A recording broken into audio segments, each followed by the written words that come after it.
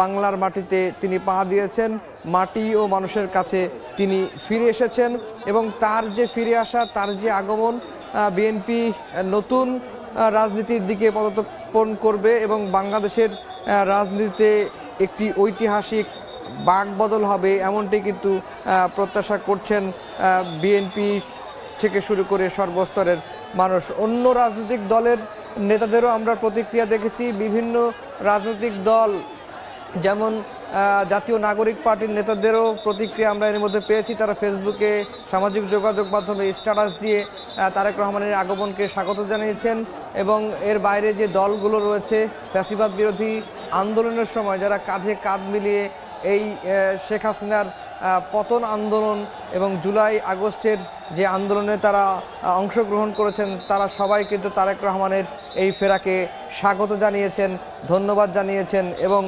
কাঁধে কাঁধ মিলিয়ে দেশ গড়বেন সেই প্রত্যাশা কিন্তু তারা ব্যক্ত করেছেন। এবং তারেক রহমান দেশে ফেরার পরেই ভিআইপি লাউঞ্জ থেকেই প্রধান উপদেষ্টা ডক্টর মোহাম্মদ ইউনূসকে ফোন দিয়েছেন এবং তার ফেরাকে কেন্দ্র করে সরকারের তরফ থেকে যে নিরাপত্তা ব্যবস্থা নেওয়া হয়েছে তার জন্য প্রধান উপদেষ্টাকে ধন্যবাদ জানিয়েছেন নিজের পক্ষ থেকে এবং পরিবারের পক্ষ থেকে। একই সঙ্গে প্রধান উপদেষ্টা ডক্টর মোহাম্মদ ইউনূসও তারেক রহমানের এই ফেরাকে নিয়ে তিনি ধন্যবাদ জানিয়েছেন, স্বাগত জানাচ্ছেন। আমরা আরও খবর জানবো, আমরা গাড়িবহরের সঙ্গে আছেন সহকর্মী আহমেদ সালহীন, তার কাছ থেকে। সংবর্ধনা দিতে আসলে নেতাকর্মীরা যে অবস্থান নিয়েছে, গাড়ি তো আটকে গেছে, নেতাকর্মীদের ভিড়ের মধ্যে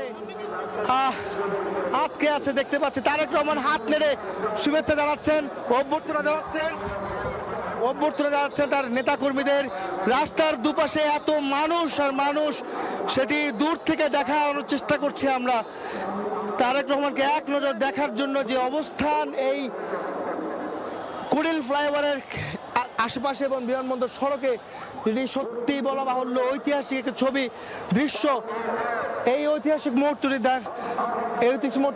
সাক্ষী হওয়ার জন্য হাজার হাজার লক্ষ লক্ষ নেতাকর্মী ইতিমধ্যে এই 300 ফিট এলাকা এবং বিমানবন্দর এলাকায় লক্ষ লক্ষ কর্মী, সমর্থক এবং সাধারণ মানুষ অপেক্ষা করছেন তাদের নেতাকে এক নজর দেখার জন্য।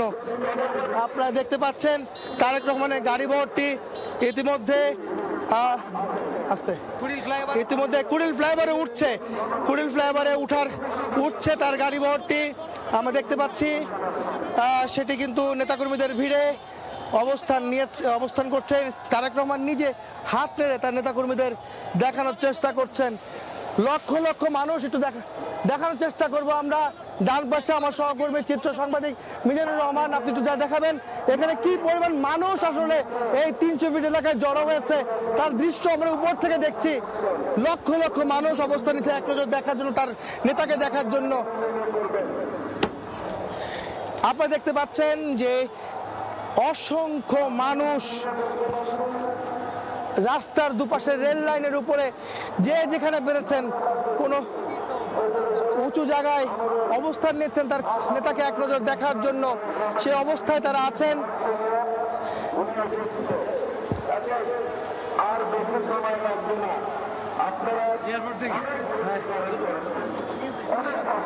আপনি দেখতে পাচ্ছেন আমাকে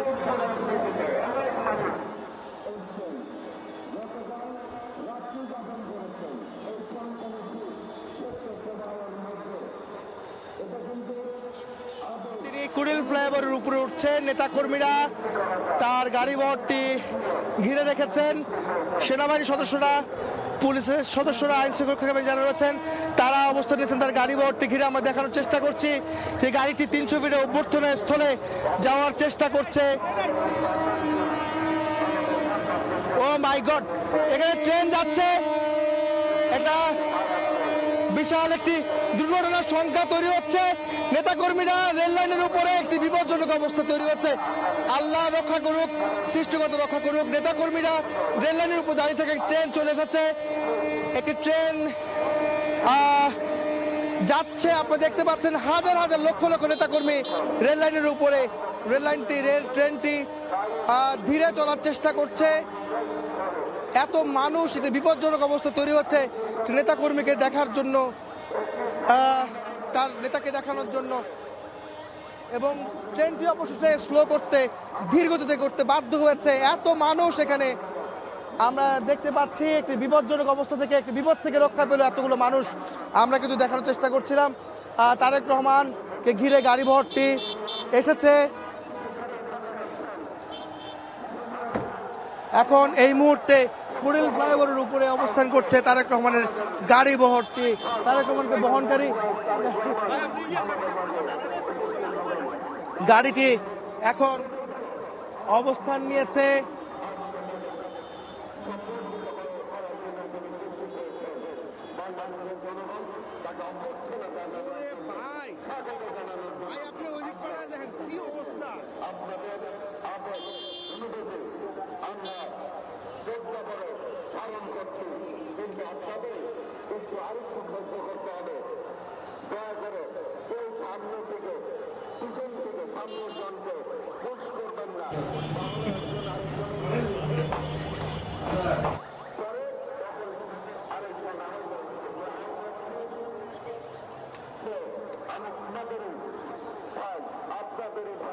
বহনকারী যে গাড়িবহর, সেই গাড়িবহরটি এক্সপ্রেসওয়ের দিকে এগিয়ে চলেছে।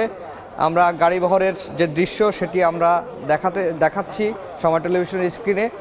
আমরা একই সঙ্গে দেখাচ্ছি যে সরাসরি জুলাই 36 এক্সপ্রেসওয়ে থেকেও আমরা সেখানে লাখ লাখ মানুষ যে তারেক রহমানের জন্য অপেক্ষা করছেন, দেশের বিভিন্ন প্রান্ত থেকে লঞ্চে করে, বাসে করে এবং একই সঙ্গে ট্রেনে করে যারা এই তারেক রহমানের কে এক নজর দেখার জন্য এবং তারেক রহমানের বক্তব্য শোনার জন্য তারা অপেক্ষা করছেন ঘন্টার পর ঘন্টা। লাখ লাখ মানুষ জুলাই 36 এক্সপ্রেসওয়ে পুরো সড়ক জুড়েই কিন্তু তারা এখন অবস্থান করছেন। আর তারেক রহমানের গাড়িবহরটি এখন আমরা দেখতে পাচ্ছি যে ফ্লাইওভারের উপরে রয়েছে এবং তাকে ঘিরে নিরাপত্তা বাহিনীর সদস্যরা রয়েছেন, বিজিবি সদস্যরা রয়েছেন, একই সঙ্গে সিএসএফ অর্থাৎ বিএনপির নিজস্ব যে নিরাপত্তা বলয় সেটিও কিন্তু রয়েছে এবং তারেক রহমানকে বহনকারী যে বাসটি সেটি আমরা দেখতে পাচ্ছি যে এগিয়ে চলেছে। আর হয়তো অল্প কিছু সময়ের মধ্যেই তারেক রহমান গণসংবর্ধনা স্থানে এসে উপস্থিত হবেন এবং রাস্তার দুই ধারে হাজার হাজার নেতাকর্মী তাকে দূর থেকে হলেও এক নজর দেখার জন্য তিনি অপেক্ষা করছেন। 17 বছর 3 মাস নির্বাসিত জীবনের অবসান ঘটিয়ে তারেক রহমান দেশে ফিরছেন। তার এই দেশে ফেরার খবর বিশ্বের বিভিন্ন গণমাধ্যমে গুরুত্ব দিয়ে এরই মধ্যে প্রকাশ করেছে এবং ভবিষ্যৎ প্রধানমন্ত্রী প্রার্থী হিসেবেও কোনো কোনো গণমাধ্যম উল্লেখ করেছে। আমরা কিছুদিন আগেও যখন ব্রিটিশ একটি সাময়িকী দ্য উইকে একটি কাভার স্টোরি করা হয়েছিল তারেক রহমানকে নিয়ে, সেখানে তারেক রহমানকে বলা হয়েছিল দ্য ডেস্টিনেশন চাইল্ড, অর্থাৎ নিয়তির সন্তান হিসেবে তারেক রহমানকে উল্লেখ করা হয়েছিল। এবং এর আগে বিবিসির বাংলার সাথে তারেক রহমান একটি দীর্ঘ সাক্ষাৎকার দিয়েছিলেন, যেটি প্রথমবারের মতো গণমাধ্যমে আনুষ্ঠানিকভাবে তারেক রহমানের সাক্ষাৎকার হিসেবে বলা হয় এবং সেই সাক্ষাৎকারে তারেক রহমানের রাজনৈতিক ভাবনা, ভবিষ্যতে তার দল ক্ষমতায় গেলে দেশের কী ধরনের পরিবর্তন আনা হবে, তার কি কর্মসূচি রয়েছে এবং পতিত ফ্যাসিস্ট আওয়ামী লীগকে নিয়ে এবং আওয়ামী লীগের রাজনীতিতে ফেরা নিয়ে কী ধরনের অবস্থান দলের রয়েছে সেগুলো তিনি উল্লেখ করেছেন। সে সময় তারেক রহমান বলেছিলেন যে তিনি যখন দেশ থেকে বিদেশে যুক্তরাজ্যে নির্বাচিত জীবন চলে আসেন, অর্থাৎ 2008 সালের 11 সেপ্টেম্বর তিনি যখন বাংলাদেশ ছাড়েন, তখন বাংলাদেশে তিনি তার সুস্থ মাকে রেখে এসেছিলেন। তার সুস্থ মা এখন মুমূর্ষু অবস্থায় হাসপাতালের বেডে রয়েছে, অত্যন্ত সংকটাপন্ন অবস্থা রয়েছে। তিনি যখন লন্ডনে গিয়েছিলেন তখন ঢাকায়, অর্থাৎ ঢাকার বাড়িতে তিনি তার ভাইকে, ছোট ভাই আরাফাত রহমান কোকোকে রেখে এসেছেন। তিনি এখন আরাফাত রহমান কোকো মারা গেছেন, তিনি তার মৃত্যুতে জানাজার পর্যন্ত অংশ নিতে পারেননি। এবং তিনি যখন ঢাকা থেকে লন্ডনে যান তখন তাদের একটি বাড়ি ছিল স্মৃতি বিজড়িত, যেই বাড়িটিতে তার বাবার স্মৃতি ছিল, তার মায়ের স্মৃতি ছিল এবং তার শৈশবকালীন স্মৃতিগুলো ছিল, সেই বাড়িটি এখন নেই। এবং এরপরেই তিনি যেটি বলেছেন যে যারা এই দুঃশাসন চালিয়েছে, এই অন্যায় করেছে, তাদের অবশ্যই শাস্তি হতে হবে। এটি প্রতিশোধের কোনো বিষয় নয়, এটি ন্যায় বিচারের বিষয়। সেই প্রসঙ্গগুলোই কিন্তু তারেক রহমান বিবিসির সাথে যে সাক্ষাৎকারে সে সময় তিনি বলেছিলেন।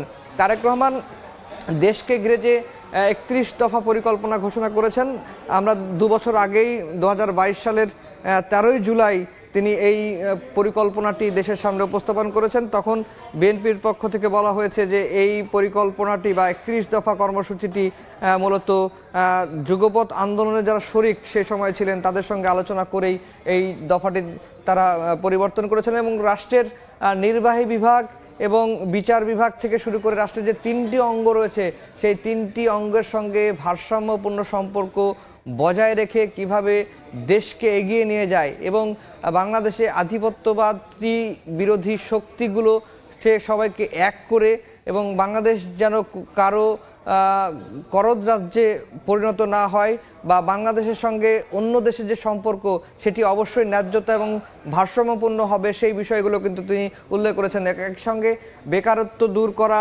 কৃষকদের জন্য কৃষি কার্ড এবং পরিবারের জন্য ফ্যামিলি কার্ডের কর্মসূচি নিয়েও কিন্তু সামনের দিকে এগিয়ে চলেছেন এবং তার পরিকল্পনা রয়েছে। আগামী 12ই ফেব্রুয়ারি যে নির্বাচন রয়েছে সেই নির্বাচনকে কেন্দ্র করে আমরা দেখেছি যে তারেক রহমান নির্বাচনের এরই মধ্যে তারেক রহমানের পক্ষ থেকে মনোনয়নপত্র সংগ্রহ করা হয়েছে বগুড়া 6 আসন থেকে এবং বিএনপি যেটি বরাবরই বলে থাকেন যে আগামীতে যে নির্বাচন হবে সেই নির্বাচনে জিতে প্রধানমন্ত্রী হবেন তারেক রহমান, এটি কিন্তু বিএনপির নেতারা বারবারই কিন্তু বলে আসছে। আপনারা দেখতে পাচ্ছেন যে জুলাই 36 এক্সপ্রেসওয়ে 300 ফিটের যে গণসংবর্ধনা স্থলের আশেপাশে যে বিল্ডিংগুলো রয়েছে সেই বিল্ডিংয়ে মানুষজন অপেক্ষা করছেন এবং একই সঙ্গে যে গণসংবর্ধনা মঞ্চ রয়েছে মঞ্চের 2 ধারে লাখ লাখ মানুষ কিন্তু অবস্থান করছেন এবং তারেক রহমানের যে গাড়িবহর সেই গাড়িবহরটি এগিয়ে চলেছে এবং রাস্তার 2 ধারে লাখো মানুষের ঢল কিন্তু আমরা দেখতে পাচ্ছি। তারা ব্যানার প্ল্যাকার্ড নিয়ে দেশের বিভিন্ন জেলা থেকে এই তারেক রহমানকে এক নজর দেখার জন্য তারা অপেক্ষা করছেন। 2007 সালের 7ই মার্চ মঈন রোডের বাসা থেকে তারেক রহমানকে গ্রেফতার করা হয়। এরপরে তিনি 554 দিন 18 মাস তিনি জেলে ছিলেন এবং এই যখন তাকে গ্রেফতার করা হলো, গ্রেফতার করার পরপর তারেক রহমানকে রিমান্ডে নেওয়া হলো এবং তারেক রহমান নিজে আদালতের কাঠগড়ায় দাঁড়িয়ে যেটি বলেছেন যে তাকে চোখ বেঁধে 18 ঘন্টার মধ্যে অর্থাৎ একদিনে 18 ঘন্টার মধ্যে একদিনে 24 ঘন্টার মধ্যে 18 ঘন্টায় তাকে চোখ বেঁধে নির্যাতন করা হয়েছে এবং সেই নির্যাতনে তার যে মেরুদণ্ডের হাড়টি ভেঙে গেছে এবং বেশ কিছু হাড় ডিসপ্লেসমেন্ট হয়ে গিয়েছিল, সেই কথাগুলো তিনি কিন্তু আদালতের কাঠগড়ায় দাঁড়িয়ে বলেছিলেন। এরপরে যখন তিনি 2008 সালের 3 সেপ্টেম্বর মুক্ত হন কারাগারে এবং মুক্ত হওয়ার পরে তিনি হাসপাতালে ভর্তি ছিলেন এবং এরপরে বেগম খালেদা জিয়াও সে সময় কিন্তু কারাগারে ছিলেন এবং 2008 সালের 11ই September BNP chairperson Begum Khaleda Zia কারাগার থেকে মুক্ত হন এবং মুক্ত হওয়ার পরপরই ওই দিন তিনি ছেলে তারেক রহমান চিকিৎসাধীন হাসপাতালে যান এবং মায়ের সঙ্গে যে আবেগ ঘন মুহূর্ত সেটি আমরা গণমাধ্যমে দেখেছি, সেটি আমরা আপনাদেরকে এই তারেক রহমানের স্বদেশ প্রত্যাবর্তনকে কেন্দ্র করে যে রিপোর্টগুলো হয়েছে সেই রিপোর্টগুলোতে আমরা দেখিয়েছি এবং সেই দিন রাতে অর্থাৎ বেগম খালেদা জিয়া 11 সেপ্টেম্বর মুক্ত হলেন 2008 সালের এবং তারেক রহমানের সঙ্গে দেখা করেন। ওই দিন রাতেই কিন্তু সপরিবারে তারেক রহমান, স্ত্রী ডাক্তার জুবাইদা রহমান, মেয়ে ব্যারিস্টার জাইমা রহমান কিন্তু লন্ডনের উদ্দেশ্যে তিনি দেশ ত্যাগ করেন এবং লন্ডনে অবস্থান করেই দেশকে নেতৃত্ব দিয়ে আসছেন, গণতন্ত্রকে নেতৃত্ব দিয়ে আসছেন, গণতন্ত্রের পথে যে আন্দোলন চলছে সেই আন্দোলনে তিনি নেতৃত্ব দিয়ে আসছেন এবং দলকে সুসংগঠিত করেছেন এবং এই সময়ের মধ্যেও আমরা দেখেছি 2011-এর সময়ও আমরা দেখেছি যে বিএনপিকে ভাঙার বারবার চেষ্টা করা হয়েছে। এরপরে 2014 যে নির্বাচন, 2018 নির্বাচন, নানা ক্ষেত্রেই নানা সময়ে বিএনপিকে ভাঙার চেষ্টা করা হয়েছে, দলছুট করার চেষ্টা করা হয়েছে, কিন্তু তারেক রহমান তৃণমূল পর্যায় থেকে শুরু করে সবার সঙ্গে কথা বলে দেশকে কিন্তু দেশের তার দলের নেতাকর্মীদের একসুতোই গেঁথে রেখেছিলেন, একসুতোই আবদ্ধ করে রেখেছিলেন।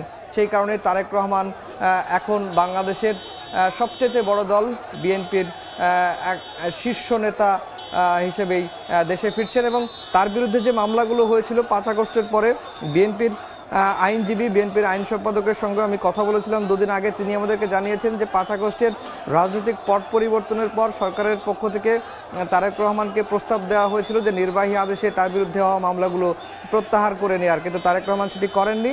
তিনি আইনের শাসনে বিশ্বাস করেন, গণতন্ত্রে বিশ্বাস করেন, সংবিধানের উপর আস্থা রেখেই আইনি প্রক্রিয়ার মাধ্যমে সকল মামলাগুলো থেকে তিনি মুক্ত হয়েছেন।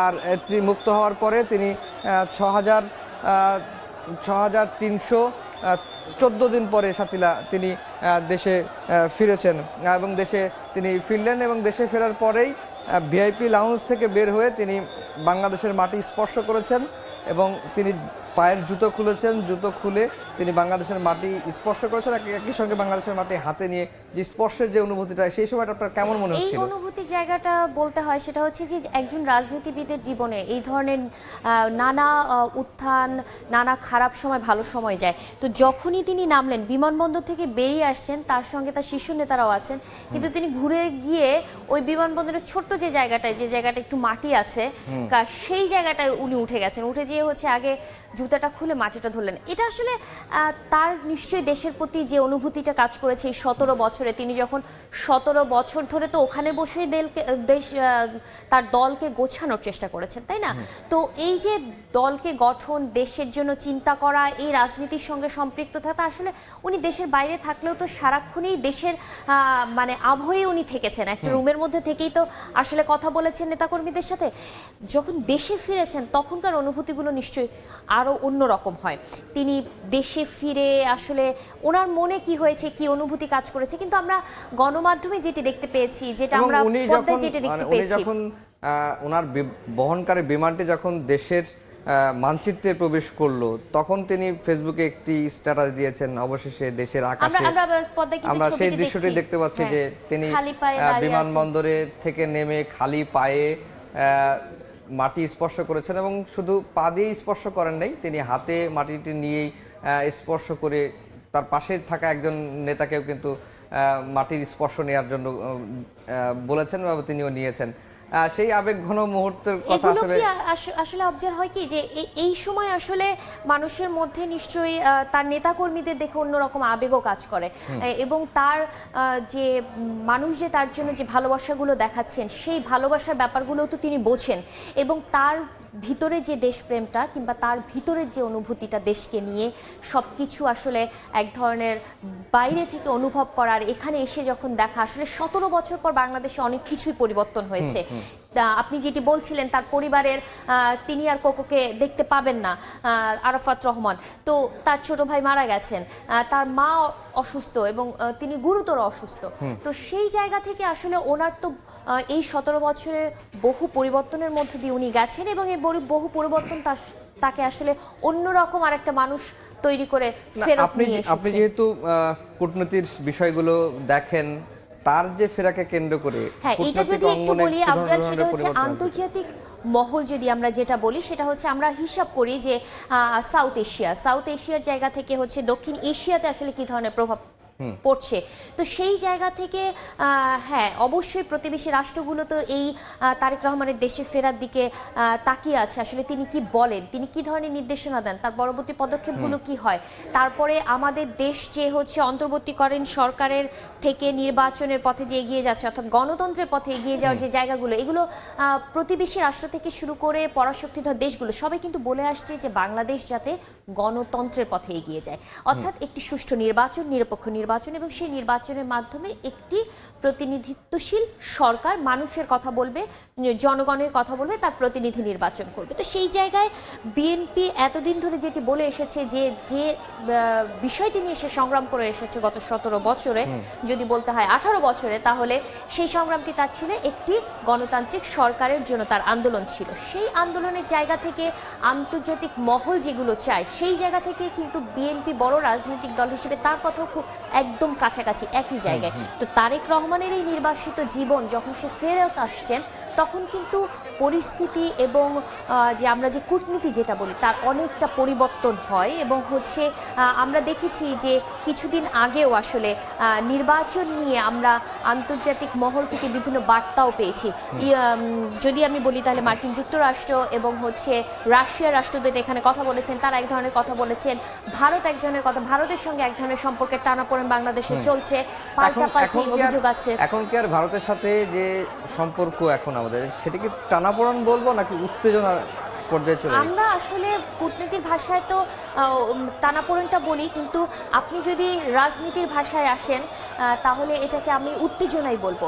কারণ এই যে দফায় দফায় আমাদের হাই কমিশনার এবং হচ্ছে ভারতের হাই কমিশনার এই যে দুই জনকে বারবার তলব, এটা আসলে কোনো রকমের ভালো সুসম্পর্কের ইঙ্গিত দেয় না। সুসম্পর্ক থাকারও কথা না, কারণ শেখ হাসিনা 5 আগস্টে ভারতে যে আশ্রয় নিয়েছেন সেই জায়গা থেকে অন্তর্বর্তীকালীন সরকার বারবার তাদেরকে প্রত্যর্পণ চুক্তির আওতায় ফেরত নিয়ে আসার কথা বলেছেন। আমরা দেখতে পাচ্ছি যে তারেক রহমানের গাড়িবহরটি ধীরে ধীরে এগিয়ে আসছে এবং যতই সময় যাচ্ছে আসলে মানুষের দুই পাশের যে চাপ সেটিও রয়েছে। তারেক রহমান কিন্তু হাত নেড়ে তাকে আসলে তার নেতাকর্মীদের প্রতি, তার সমর্থকদের প্রতি আসলে তার আবেগটি প্রকাশ করছেন, শুভেচ্ছা জানাচ্ছেন এবং সাধারণ মানুষের যে স্লোগান, যে উচ্ছ্বাস, সেই উচ্ছ্বাসটি কিন্তু তিনি দেখছেন। এবং আমরা প্রথম থেকে দেখেছি বিমানবন্দরে তিনি গাড়ির এই সামনের সিটটিতে আসলে উনি বসার হয়তো সময় পাননি, দাঁড়িয়েই আছেন এবং এই যে উনি উপভোগ করছেন আসলে তাদের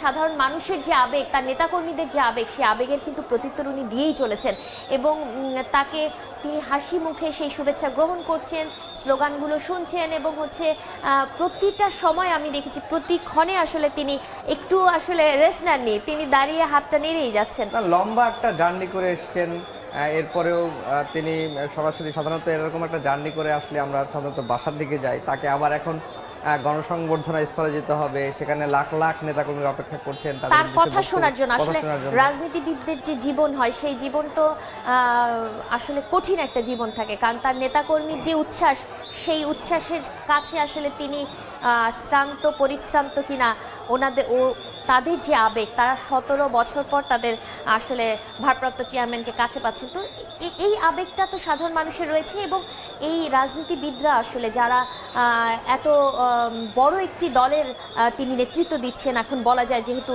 বেগম খালেদা জিয়া অসুস্থ অবস্থায় আছেন এবং শুধু অসুস্থ অবস্থায় না, বেগম খালেদা জিয়া যখন কারাবন্দী ছিলেন তখন থেকেও আসলে তারেক রহমান ভার্চুয়ালি দলকে উজ্জীবিত রাখার, দলকে সংগঠিত রাখার চেষ্টা করেই গিয়েছেন। সেই জায়গা থেকে তারেক রহমানের এই যে মানুষের যে আবেগ রয়েছে তাকে ঘিরে, সেই আবেগের তো তাকে উত্তর দিতে হবে এবং উত্তর দিতে গেলে তো তাকে আসলে বিশ্রাম নেওয়ার সময়টা তিনি পাননি। তিনি ওই এবং তিনি, আমরা যখন বিএনপির তরফ থেকে জানছিলাম যে তিনি এয়ারপোর্ট থেকে সরাসরি এভার কেয়ারে তার মাকে দেখতে যাবেন, কিন্তু এরপরে যখন দলের তরফ থেকে জানানো হলো যে এত লাখ লাখ নেতাকর্মীকে অপেক্ষায় রেখে তিনি কিভাবে মায়ের কাছে যেতে পারেন বা যেই পথ দিয়ে যাবেন সেই পথে যাওয়ার পথেই কিন্তু গণসংবর্ধনা স্থল সেটি পড়বে, সেটি ঠেলে তিনি এভার কেয়ারে যাবেন, আবার ফিরবেন, সেই ভোগান্তি অপেক্ষা করার জন্য এবং ভোগান্তি এড়ানোর জন্যই এবং নেতাকর্মীদের যেন দুর্ভোগে না পড়তে হয়। কারণ তিনি যদি সরাসরি বিমানবন্দর থেকে এভার কেয়ারে যাইতেন, মায়ের কাছে কিছু সময় থাকতেন, এরপরে যদি আবার সমাবেশস্থলে আসতেন তাহলে সমাবেশ শেষ করতে করতে রাত হয়ে যেতে পারত এবং দেশের গুরুত্বপূর্ণ একটি সড়ক বন্ধ থাকবে, মানুষের ভোগান্তি হবে। সেই দিকটি বিবেচনা করেই তিনি সরাসরি বিমানবন্দর থেকে গণসংবর্ধনা স্থলে যাচ্ছেন, এমনটি কিন্তু বিএনপির পক্ষ থেকে জানানো হয়েছে। আরেকটি জায়গা আমি আপনাকে একটু দৃষ্টি দিতে বলবো, সেটি হচ্ছে যে উনি গাড়িতে যাননি, উনি একটু বাসে করে যাচ্ছেন, তার যে নেতাকর্মীরা আছেন তাদেরকে সঙ্গে নিয়ে তিনি একটি বাসে উঠেছেন। এই বাসে করে যে যাত্রাটি, সেই বাসের সামনে লেখা আছে সবার আগে বাংলাদেশ, মানে যে স্লোগানটা তারেক রহমান তার দলের জন্য, দলকে উজ্জীবিত করার জন্য এবং সর্বোপরি বিএনপি আসলে কি লক্ষ্যে সামনের দিকে এগিয়ে যাচ্ছে, এই ছোট্ট একটি স্লোগান তার অনেক কিছু অর্থ বহন করে। তো লাল যে বাসটি আমরা দেখতে পাচ্ছি তাকে বহনকারী, সেই গাড়ি বহরটি আসলে খুবই ধীরে ধীরে এগোতে পারছে। এত ধীরে যাওয়ার আসলে মূল কারণ সেটি চারপাশে, রাস্তার দুই পাশে যেভাবে আসলে নেতাকর্মীরা তাকে ঘিরে রেখেছেন, তাকে এক নজর দেখার জন্য স্লোগান দিচ্ছেন মুহুর্মুহুর, এবং আসলে এক ধরনের উৎসব মুখর পরিবেশ তৈরি হয়েছে। আমরা দেখতে পেয়েছি দলের পতাকা, দেশের পতাকা, তারেক রহমানের ব্যানার, ফেস্টুন নিয়ে আসলে সবাই জড়ো হচ্ছেন এবং এক ধরনের হাজার হাজার মানুষকে সাথে নিয়ে আসলে তারেক রহমান চলেছেন এই 300 ফিটের দিকে, যেখানে তাকে দল থেকে অর্থাৎ বিএনপির পক্ষ থেকে সংবর্ধনা দেওয়া হবে।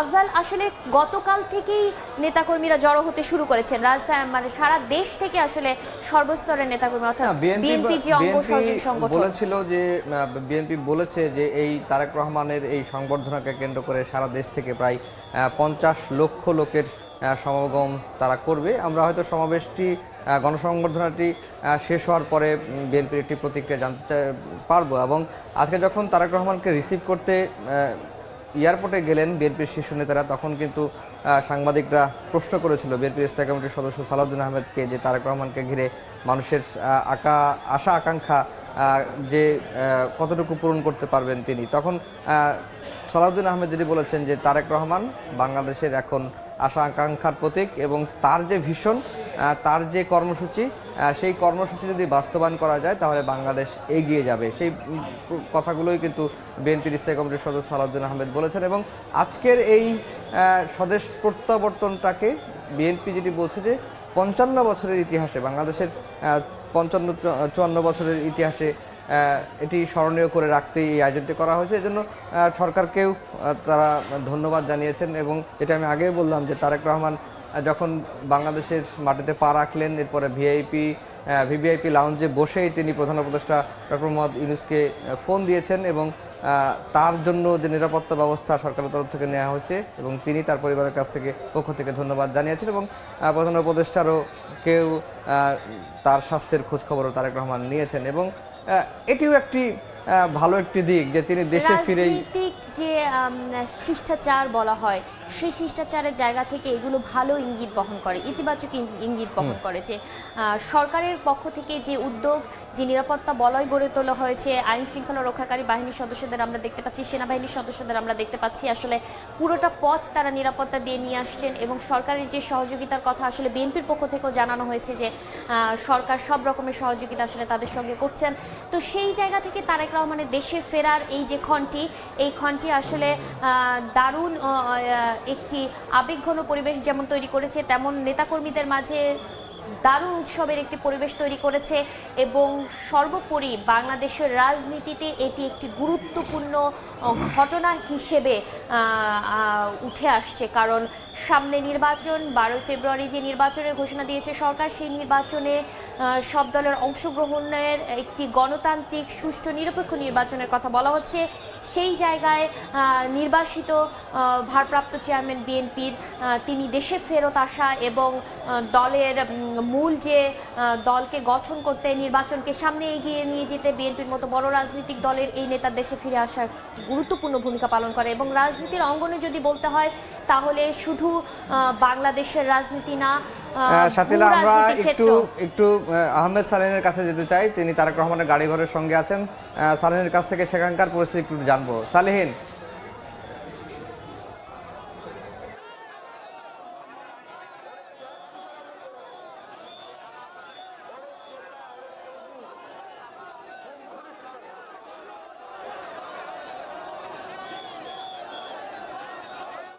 অবস্থান করছি কুড়িল ফ্লাইওভার থেকে 300 ফিটের রাস্তা আমরা ঢুকেছি 34 জুলাই যে এক্সপ্রেসওয়ে, সেখানে আমি অবস্থান করছি, যেখানেও তারেক রহমানের গাড়ি বহরটি কিন্তু অবস্থান করছে।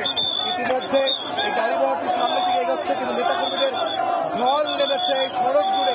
এই গাড়ি বহরটি আসলে সামনে এগোতে কষ্ট হচ্ছে, যেখানে সেনাবাহিনীর সহায়তায় সামনের দিকে এগিয়ে যাচ্ছে তারেক রহমানের বহনকারী গাড়ি বহরটি। এখানে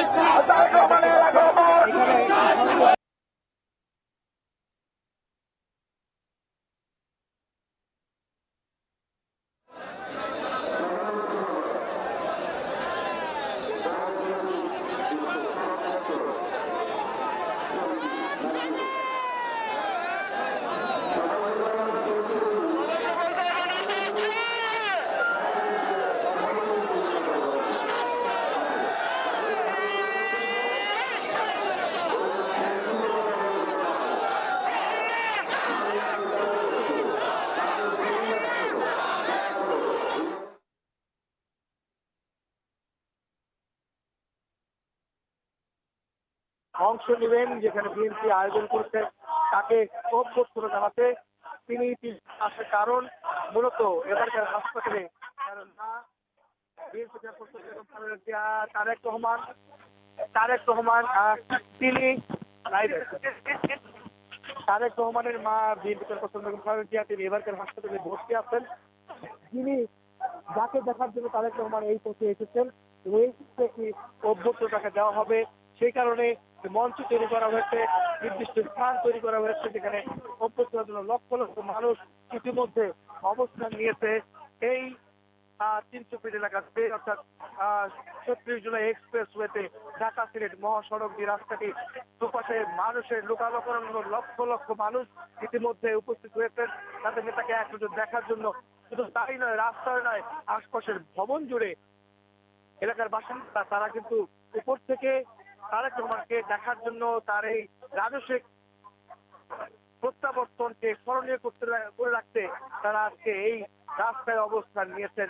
তারা দেখার জন্য তারা বাড়ির ছাদে উঠেছেন, কেউ বারান্দা থেকে দেখছেন, কেউ ওভারব্রিজের উপর ছাদের উপর উঠেছেন। লক্ষ লক্ষ মানুষ ইতিমধ্যে, এত মানুষ সত্যি বলতে আমাদের স্মরণকালের সংবাদ সংস্থা থেকে স্মরণকালে এত মানুষ আমরা দেখেছি কিনা নিঃসন্দেহে এটা একটি বড় বিষয়। কারণ এর আগে এমন প্রত্যাবর্তন, এমন ঐতিহাসিক ঘটনা খুব কমই ঘটেছে বাংলাদেশের ইতিহাসে। আর বিরল আরেকটি ঘটনা ঘটেছে 17 বছর পর তারেক রহমান দেশে ফিরেছেন। তিনি আজকে সকাল 11:40 তিনি পৌঁছেছেন হযরত শাহজালাল আন্তর্জাতিক বিমানবন্দরে। তাকে বহনকারী ফ্লাইটটি বিমান বাংলাদেশ এয়ারলাইন্সের বিডি 20250 অবতরণ করে সকাল 11:40 এবং তিনি 12টার পরে বিমানবন্দরের অভ্যন্তর থেকে বেরিয়ে আসেন, যেখানে লাউঞ্জে তিনি অবস্থান নেতা কর্মীরা তাদের শীর্ষ নেতারা তাকে অভ্যর্থনা জানান এবং তাকে স্বাগত জানান বাংলাদেশের মাটিতে। এবং তারেক রহমান বিমানবন্দর থেকে বেরিয়ে খোলা আকাশের নিচে মাটিতে পা রেখে খোলা পায়ে মাটিতে পা রেখে তিনি দেশের মাটিতে পা রাখেন এবং এক মুঠো মাটি তিনি হাতে নেন।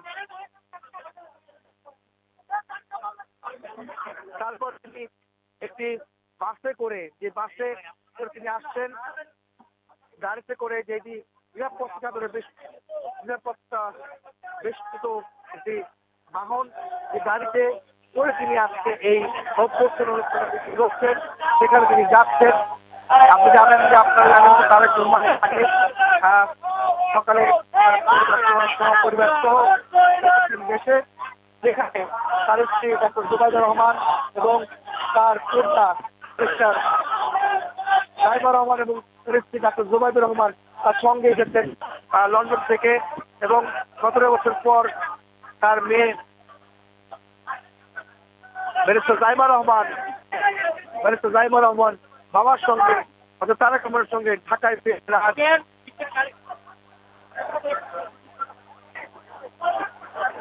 কথা বলে। সেখানে তারেক রহমান তার পরিবার নিয়ে যখন দেশে ফিরেন, তার পরিবারকে আলাদা গাড়িতে করে আলাদা নিরাপত্তায় তার গুলশানে যে বাসা প্রস্তুত করা হয়েছে, গুলশানে ভিড়ের 196 নম্বর বাসাতে নিয়ে যাওয়া হয়। এখন তার পরিবার সেখানে অবস্থান করছেন। তারেক রহমান আরেকটি বাহনে করে তিনি এখন 300 ফিটে, যেখানে তাকে রাজস্বিক সংবর্ধনা দেওয়া হচ্ছে, ঠিক সেখানে তিনি এখন যাচ্ছেন। ইতিমধ্যে কুড়িল ফ্লাইওভার তিনি পার করেছেন। তিনি এখন তার গাড়ি বহরটি আমাদের ঠিক পেছন দিক থেকে রয়েছে, যেখানে তারেক রহমান নেতাকর্মীদের হাত ধরে শুভেচ্ছা জানাচ্ছেন, অভ্যর্থনা গ্রহণ করছেন।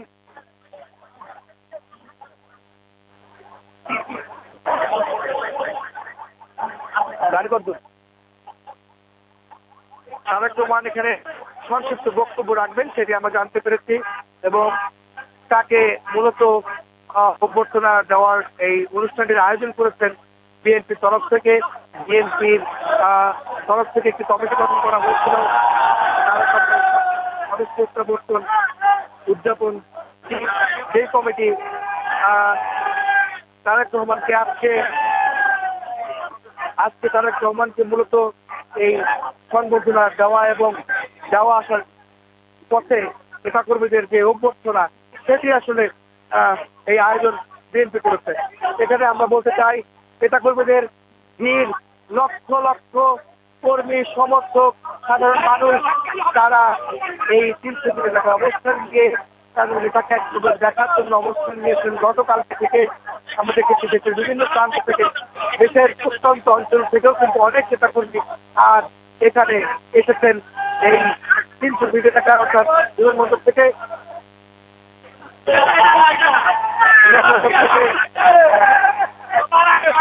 তারা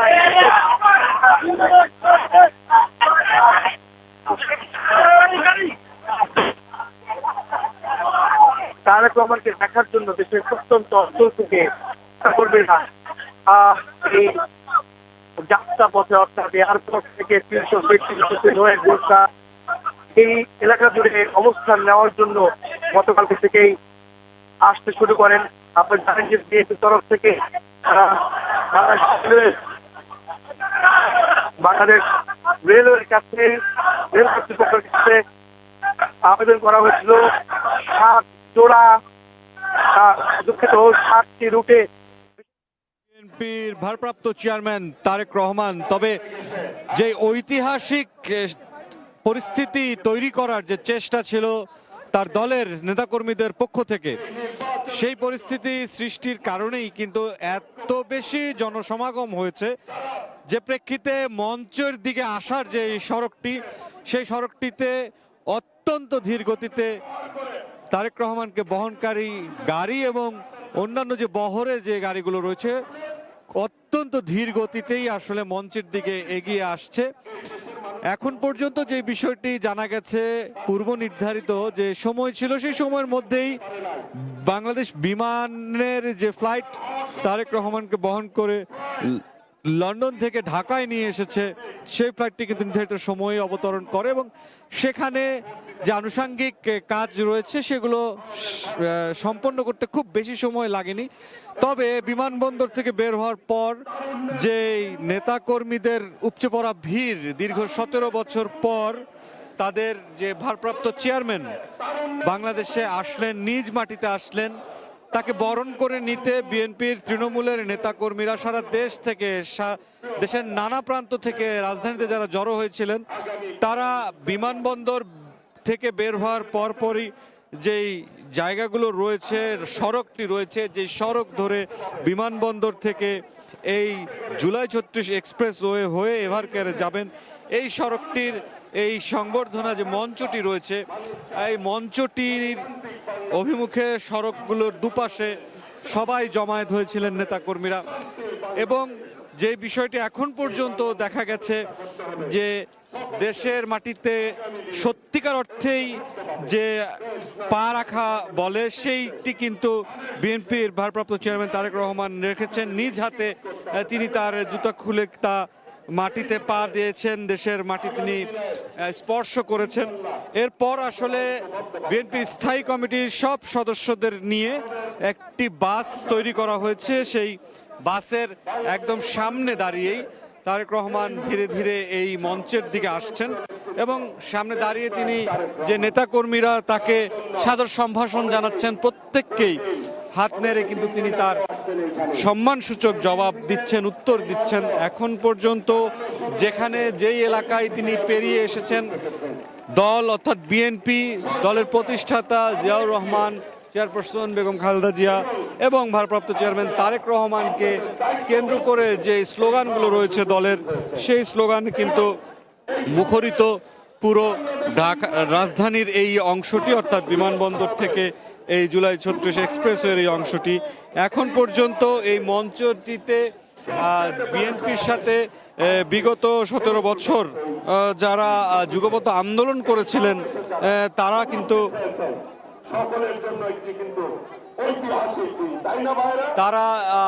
সেই যুগপৎ আন্দোলনের যে নেতৃবৃন্দ রয়েছেন, সেই নেতৃবৃন্দরা কিন্তু মঞ্চে আছেন।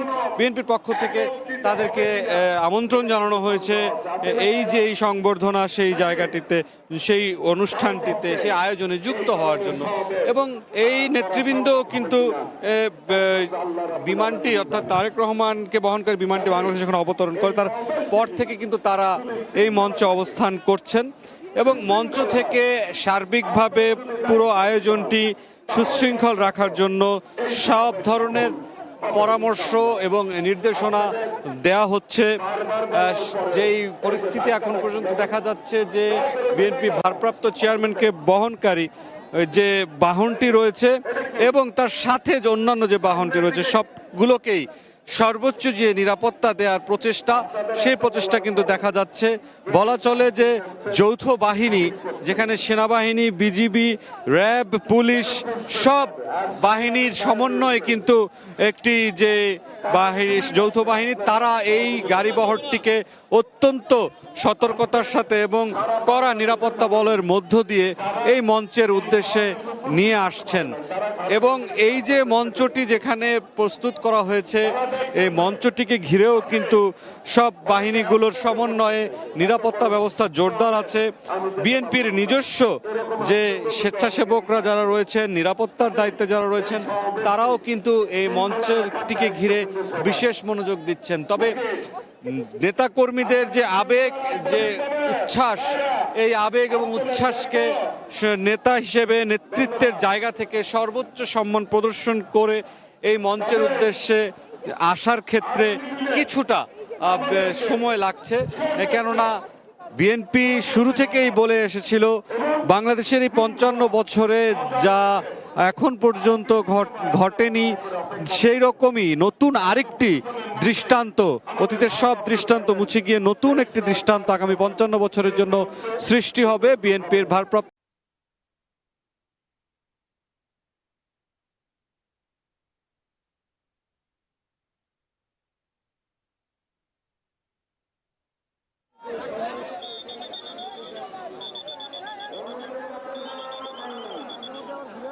সামনে দাঁড়িয়ে তিনি হাত নাড়ছেন, অভ্যর্থনা নিচ্ছেন, নেতাকর্মীদের অভ্যর্থনা গ্রহণ করছেন তিনি, এবং একটি আবেগ ঘন পরিবেশ তৈরি হয়েছে আজকে রাজধানী জুড়ে। এবং এখানে বলে রাখতে চাই, তারেক রহমানের এই 17 বছরের জার্নি, তার সাজা হওয়া সবকিছু মিলে তার এই 17 বছরের অপেক্ষা আজ অবসান ঘটেছে। 17 বছর 14 দিন পর তিনি আজ ঢাকায় ফিরলেন, ঢাকায় আসলেন। গত তৎকালীন আওয়ামী লীগ সরকারের আমলে নির্যাতন, নিপীড়ন এবং তার বিরুদ্ধে মামলা এবং সাজা হওয়ার কারণে তিনি দেশে ফিরতে পারেননি। বিগত আওয়ামী লীগ সরকার পালিয়ে যাওয়ার পরে, সরকার পতনের পরে জুলাই গণঅভ্যুত্থানের মাধ্যমে তারেক রহমান দেশে আসার একটি অবস্থা তৈরি হয় এবং সেই অবস্থার প্রেক্ষিতে আজ 5 আগস্ট 2024 সালের পর 1.5 বছর পর তিনি আজ ঢাকায় ঢুকছেন। অর্থাৎ সব মিলিয়ে 17 বছর 3 মাস 14 দিন পর তিনি দেশে ঢুকলেন এবং এই দেশের মানুষ এবং তার দলের নেতাকর্মীরা, তার সমর্থকরা তাকে আজকে স্বাগত জানাতে আজকে রাস্তার দুপাশে অবস্থান নিয়েছে। রাজধানী জুড়ে এক আনন্দ ঘন পরিবেশ তৈরি হয়েছে। আমি একটি বিষয় বলে রাখতে চাই যে ঢাকার ছাড়াও দেশের বিভিন্ন অঞ্চল থেকে, প্রত্যন্ত অঞ্চল থেকেও, তেঁতুলিয়া থেকে পঞ্চগড়ে তেঁতুলিয়া থেকে টেকনাফ পর্যন্ত সমস্ত জেলা, উপজেলা, বিভাগ থেকে নেতাকর্মীরা এসেছেন তারেক রহমানকে এক নজর দেখার জন্য। যেখানে বিএনপির অসংখ্য নেতাকর্মী, লক্ষ লক্ষ নেতাকর্মী, সমর্থক এবং অঙ্গ সহযোগী সংগঠন নেতাকর্মীরা তারা কিন্তু আজকে এসেছেন তাকে এই রাজস্বিক গণসংবর্ধনা বা অভ্যর্থনায় তাকে একবার দেখার জন্য, তার বক্তব্য শোনার জন্য, সশরীরে তাকে সচক্ষে দেখার জন্য আজকে তাদের এই আকুল আবেদন। সেই প্রহর শেষ হচ্ছে আজ। এবং আপনারা জানেন যে বিএনপির অঙ্গ সহযোগী সংগঠন যারা রয়েছে, যুবদল, স্বেচ্ছাসেবক দল, ছাত্রদল এবং কৃষক দল, মৎস্যজীবী দল সহ যত অঙ্গ সহযোগী সংগঠন রয়েছে, তাদের বিভিন্ন ইউনিট, ওয়ার্ড, মহানগর, থানা, উপজেলা, জেলা পর্যায়ের সব জায়গা থেকে নেতাকর্মীরা আজ এসেছেন। বিভিন্ন জায়গায় তারা অবস্থান নিয়েছেন তারা তাদের নেতাকে একবার দেখার জন্য। আপনারা জানেন যে তারেক রহমান আজ সকাল 11:40 ঢাকায় হযরত শাহজালাল আন্তর্জাতিক বিমানবন্দরে তিনি তার ফ্লাইটটি অবতরণ করে এবং তার সঙ্গে ছিলেন তার পরিবারের আর দুজন, তার স্ত্রী, সহধর্মী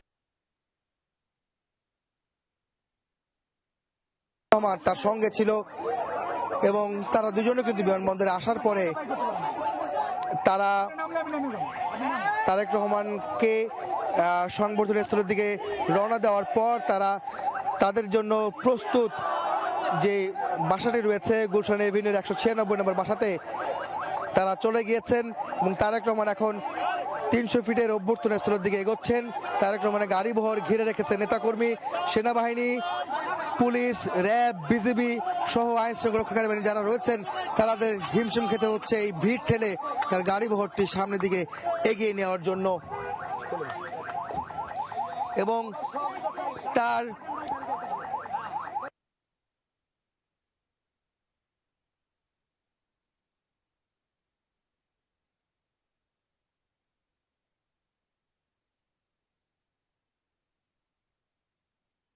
দুর্নীতি মামলা তাকে কারাদণ্ড দেওয়া হলে বিএনপির দায়িত্ব নেন বিএনপির ভারপ্রাপ্ত চেয়ারম্যান তারেক রহমান এবং এরপর থেকেই যদিও এর আগে থেকে নেতৃত্বে ছিলেন তারেক রহমান, তবে 2018 সালের 8 ফেব্রুয়ারির পর থেকে বিএনপির নেতৃত্বে শীর্ষ নেতৃত্বে আছেন তারেক রহমান এবং যদিও এর আগে থেকেই নেতৃত্বে ছিলেন তারেক রহমান, তবে 2018 সালের 8 ফেব্রুয়ারির পর থেকে বিএনপির নেতৃত্বে শীর্ষ নেতৃত্বে আসেন তারেক রহমান এবং দলকে সুসংগঠিত করা, থেকে গুছিয়ে আনা এবং সরকার বিরোধী আন্দোলনে নেতৃত্ব দেওয়া সহ আগামীর দিনের বাংলাদেশ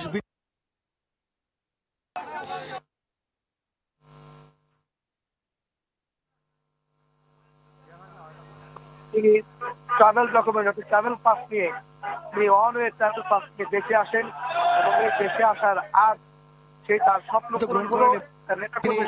ট্রাভেল ডকুমেন্ট অর্থাৎ ট্রাভেল পাস নিয়ে তিনি ওয়ান ওয়ে ট্রাভেল পাস নিয়ে দেশে আসেন এবং এই দেশে আসার আজ সেই তার স্বপ্ন পূরণ হলো, তার নেতাকর্মীর স্বপ্ন পূরণ হয়েছে আজকে যে তার নেতা তাদের নেতা আজকে দেশে এসে পৌঁছেছে। আপনারা জানেন তার এই ঐতিহাসিক দিনটিকে স্মরণীয় করে রাখতে সারা বাংলাদেশ থেকে প্রতিটি জেলা, উপজেলা, ইউনিয়ন, ওয়ার্ড, পৌরসভা সব অঞ্চল থেকে কর্মীরা, সমর্থকরা, সাধারণ মানুষ ছুটে এসেছেন তাকে দেখার জন্য, তার বক্তব্য শোনার জন্য। আপনারা জানেন অভ্যর্থনা স্থলে তাকে সংক্ষিপ্ত বক্তব্য তিনি দিবেন, জাতির উদ্দেশ্যে তিনি কথা বলবেন, নেতাকর্মীদের উদ্দেশ্যে তিনি কথা বলবেন, সেটি কিন্তু নির্ধারিত রয়েছে। আপনাদেরকে আরেকটি বিষয় বলে রাখতে চাই, এই মুহূর্তে 300 ফিট এলাকায় অর্থাৎ 36 জুলাই এক্সপ্রেসওয়েতে রয়েছে তারেক রহমানের গাড়িবহর, যেই গাড়িবহর ঘিরে নেতাকর্মীদের উচ্ছ্বাস, উদ্দীপনা এবং সবার মধ্যে যেই ধরনের উচ্ছ্বাস দেখতে পাচ্ছি সেটা সত্যি অভাবনীয়। মানুষ এত মানুষের অভ্যর্থনার আয়োজন হয়েছে কিনা তা সত্যি বিরল। তবে বলে রাখতে চাই তারেক রহমানের এই সদস্য প্রত্যাবর্তন শুধু নেতাকর্মীদের জন্য নয়, বাংলাদেশের জন্য একটি বড় ঘটনা। সামনে আগামী জাতীয় সংসদ নির্বাচন। তবে বলে রাখতে চাই তারেক রহমানের এই স্বদেশ প্রত্যাবর্তন শুধু নেতাকর্মীদের জন্য নয়, বাংলাদেশের জন্য একটি বড় ঘটনা, কারণ সামনে আগামী জাতীয় সংসদ নির্বাচন, যে নির্বাচনে বিএনপির ভারপ্রাপ্ত চেয়ারম্যান তারেক রহমান অংশ নেবেন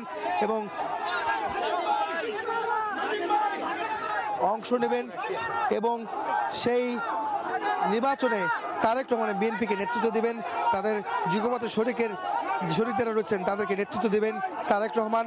এবং সেই কারণে এই তারেক রহমানের স্বদেশ প্রত্যাবর্তন অত্যন্ত গুরুত্বপূর্ণ বাংলাদেশের জন্য, যেহেতু নতুন বাংলাদেশ বিনির্মাণের ক্ষেত্রে সব রাজনৈতিক দলগুলো, গণতন্ত্রকামী সব রাজনৈতিক দলগুলো একত্রিত হয়ে এই বাংলাদেশকে বিনির্মাণ করবেন।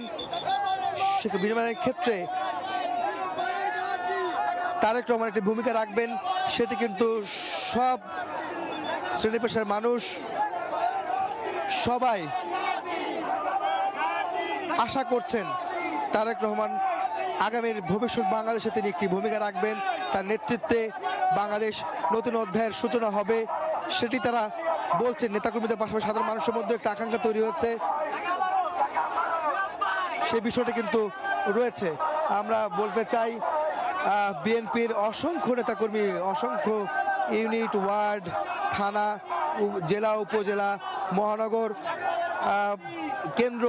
কেন্দ্রের সব নেতাকর্মী আজ উপস্থিত হয়েছে তারেক রহমানকে ঘিরে এই রাস্তা জুড়ে, যে রাস্তায় তারেক রহমান যাচ্ছেন। তিনি 300 ফিট এলাকায় এখন আছেন, যেখানে তাকে অভ্যর্থনা দেওয়া হবে।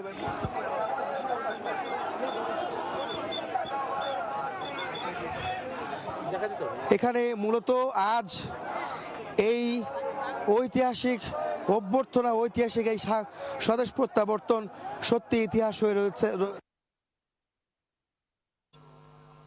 আমরা অনেক কর্মসূচি, রাজনৈতিক কর্মসূচি কভার করেছি, সংবাদ সংগ্রহ করেছি, কিন্তু আজকের মতো এত মানুষ, লক্ষ লক্ষ মানুষের উপস্থিতি এর আগে কবে হয়েছে তা আসলে ইতিহাসই বলবে। এবং এই সংবর্ধনা ঘিরে, অভ্যর্থনা ঘিরে, এই তারেক রহমানের স্বদেশ প্রত্যাবর্তন ঘিরে নেতাকর্মীদের উচ্ছ্বাস এর আগে সবশেষ কবে হয়েছিল, সত্যি বিরল একটি ঘটনা। আমরা বলতে চাই তারেক রহমানের এই আগমন এবং তার কর্মসূচি আমরা যা জানতে পেরেছি বিএনপির পক্ষ থেকে,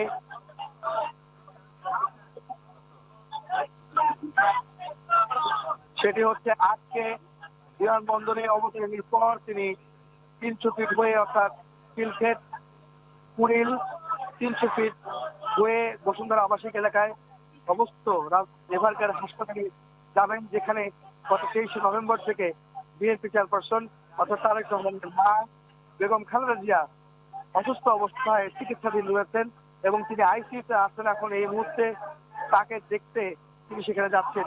তবে যাওয়ার আগে সংক্ষিপ্ত অভ্যর্থনা অনুষ্ঠানে তিনি বক্তব্য রাখবেন। তিনি সেই অভ্যর্থনায় যোগদানের জন্য 300 ফিটে অবস্থান করছেন।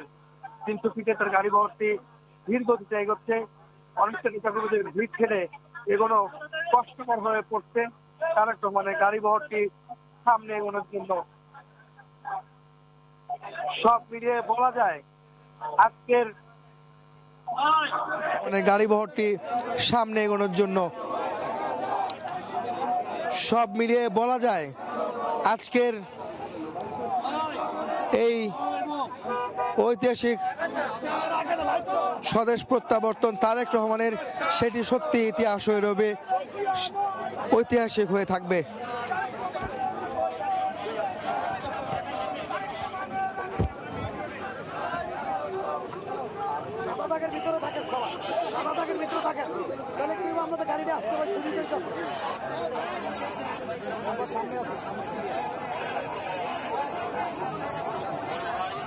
সাদা দাগের ভিতরে থাকবেন চার্জে, তাহলে সবাই একটু সহযোগিতা করেন আমাদের গাড়িটা আসতে।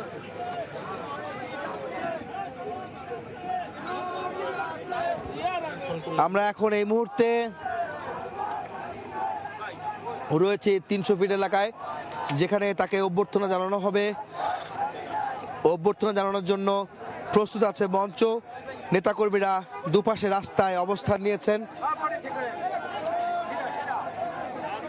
এবং সেই অভ্যর্থনায় তিনি শুধু বক্তব্য রাখবেন, যেখানে বিএনপির স্থায়ী কমিটির সদস্যরা রইবেন, নেতাকর্মীরা থাকবেন, শীর্ষ নেতারা থাকবেন সেই মঞ্চে এবং তাকে ঘিরে নিরাপত্তা যে বলয় তৈরি করা হয়েছে সেটি আরও একবার বলতে হয় যে আইন শৃঙ্খলা রক্ষাকারী বাহিনী তারা ধন্যবাদ পাওয়ার যোগ্য, তারা কৃতজ্ঞতা পাওয়ার প্রাপ্য। তারা